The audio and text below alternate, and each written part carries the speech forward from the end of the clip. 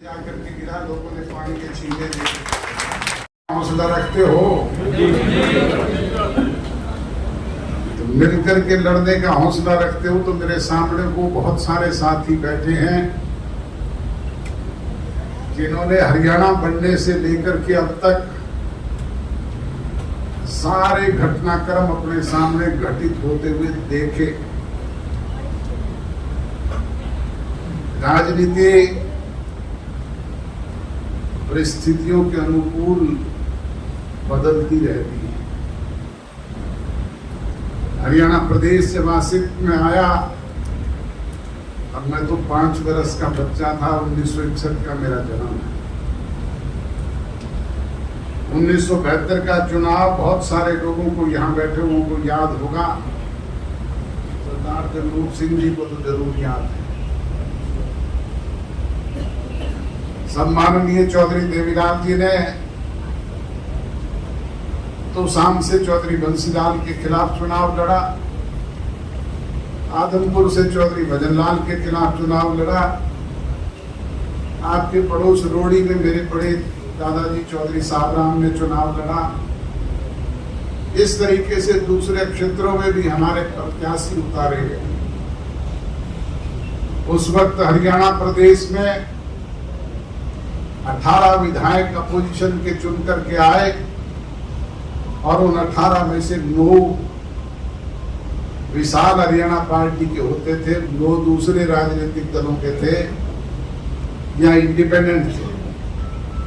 हमारा पूरी तौर पे सूपड़ा साफ हो गया, कोई नाम लेवा भी नहीं बचा था। आज तो आप हजारों की तादाद में मेरे समक्ष बैठे हैं। साधन भी है, सुविधा भी है, सुख भी है, हर प्रकार की व्यवस्था भी है। उस वक्त तो कुछ भी नहीं होता।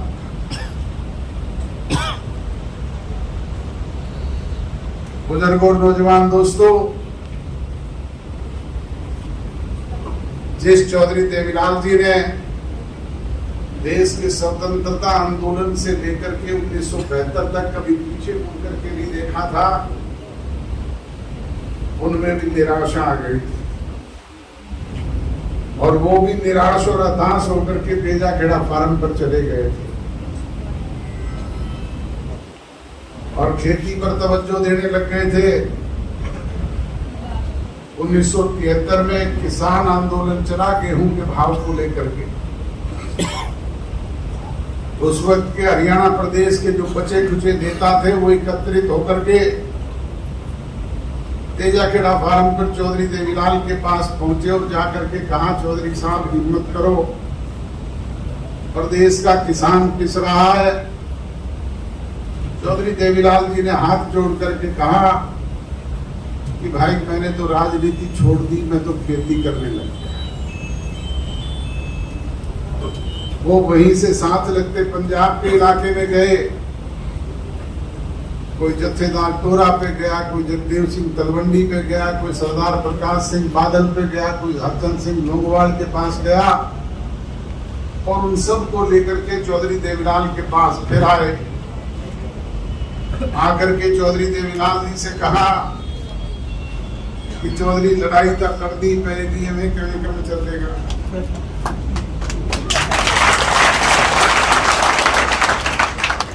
साहब ने फिर हाथ जोड़ दिए, कहा भाई मेरी तो सरदारी, अब आप लोग की हिम्मत। साथ लगता उत्तर प्रदेश है। उन दिनों में चौधरी चरण सिंह भारतीय क्रांति दल के राष्ट्रीय अध्यक्ष होते थे।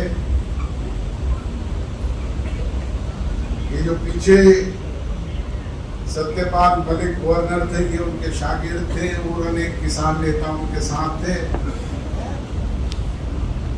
वो एकत्रित होकर के चौधरी देवीलाल को हरियाणा भवन दिल्ली बुलाया और वहां उनसे बात की कि जॉय साहब लड़ाई तो लड़नी पड़ेगी, पूरे पर उत्तर भारत का किसान पिस रहा है। जॉय साहब ने कहा भाई अगर सारे मिलकर के लड़ो तो कोई बात की जा सकती है। उन्होंने कहा सारे मिलकर के लड़ेंगे, जिस तरीके से अब आपने हाथ खड़ा किया।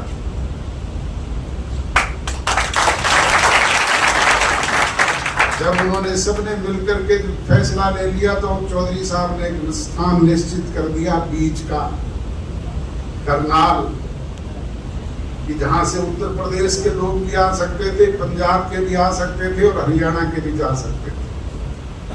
और वहां एक बड़ा किसान सम्मेलन रख दिया। किसान सम्मेलन करने कौन सी आसान बात थी?